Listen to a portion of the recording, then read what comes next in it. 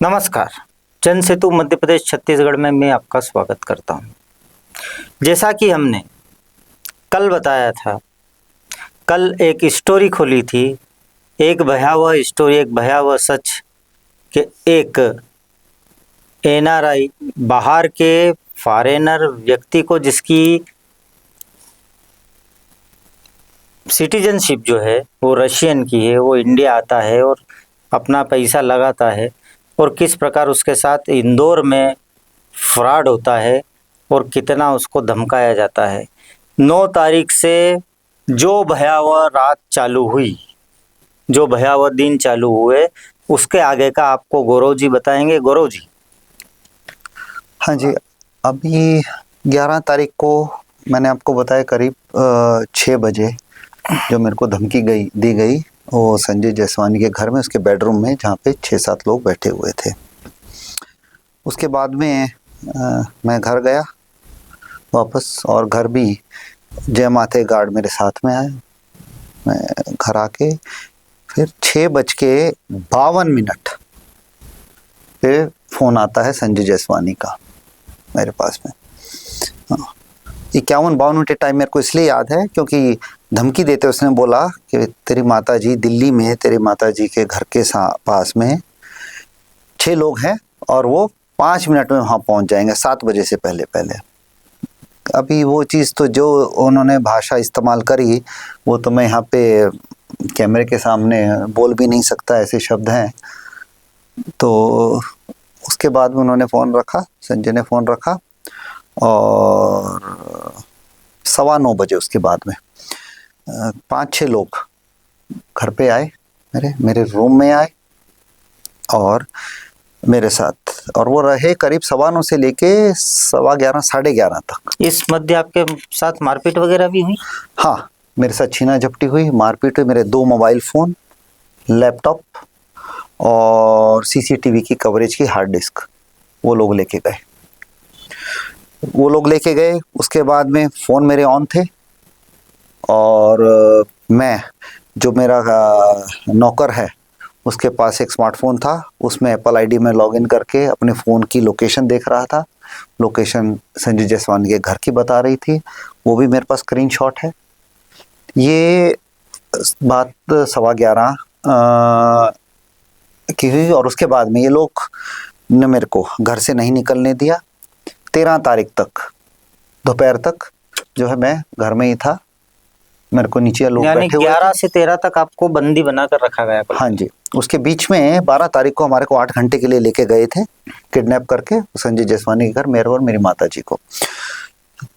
तो 11 तारीख को अब यहाँ पे 2 चीज़ का मैं जोर डाल के उसको उल्लेखन करना चाहूँगा।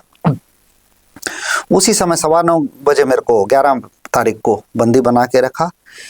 उसी दिन 11 सितंबर शाम को 11 बजे, रात को 11 बजे, क्रिश जयसवानी, जो कि संजय जयसवानी का भतीजा है, अपनी कार लेके जाता है जीआरवी फैक्ट्री, और वहाँ से सारे के सारे ओरिजिनल डॉक्यूमेंट्स और सर्वर वहाँ से उठा के अपनी गाड़ी में वहाँ से लेके चोरी करके लेके आता है।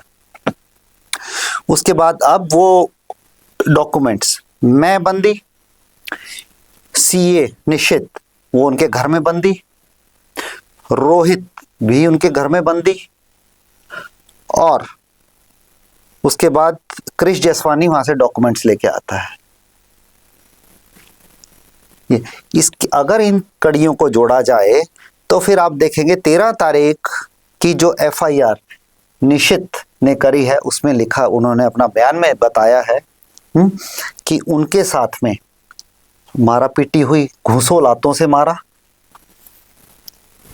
और GRV biscuits private limited company के कागजों में कुछ हेरफेर करवाने के लिए उनको जोर दिया गया, उनको मारा पीटा गया, तुम हमारे गवाह बन जाओ।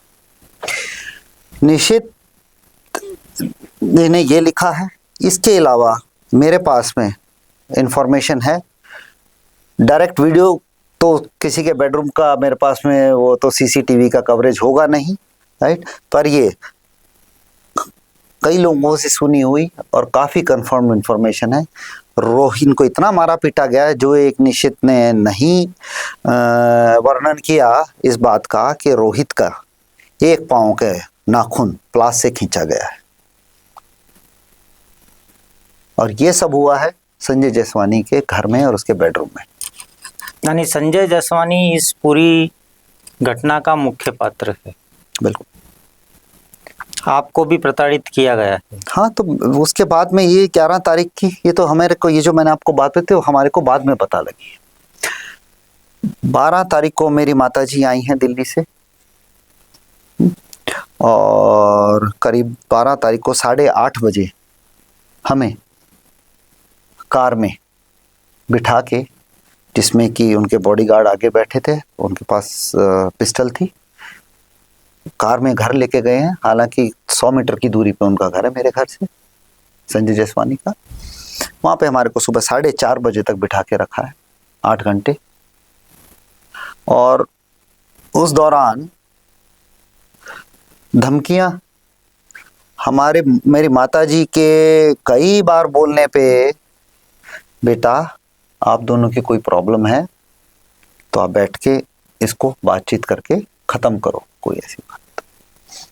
कोई एक नहीं सुनी गई हमारी। और फिर 12 तारीख को हम सुबह 4:30 बजे आए। उसके बाद करीब 11-12 बजे मैं बाहर निकला तो देखा नीचे कोई नहीं था। मैंने कार ली और मैं वहाँ से निकल गया। और उस दिन मैं रात को होटल में रुका, मैरियट में। तो ये जो पूरी घटना हुई, ये हुई। और प्रश्न अभी तक, ये जो मैंने आपको कड़ियाँ बताई 11 तारीख की, ये कड़ी कोई निश्चित की अलग से नहीं है। अब उसके बाद में आप ध्यान देंगे तो जो दस्तावेज हमने प्रस्तुत किए हैं स्टैम्प पेपर वाले, उसमें निशित नाहर वो भी विटनेस हैं उन पेपर्स में, उनके भी उसमें साइन है। अब ये उन्होंने किए हैं या उन्हें मारपीट के जबरदस्ती कराया गया है, जो उन्होंने एफआईआर में लिखा है, क्या है वो तो हाँ, इतना मैं बता सकता हूँ कि रोहित डरा हुआ है, छुपा हुआ है। उसके दोस्तों ने अभी तक, ये 2 महीने की बात, 2 महीने से ऊपर की बात हो गई है, वो इतना डरा हुआ है कि अभी तक भी वो जो है अंडरग्राउंड है, सामने नहीं आ रहा है रोहित।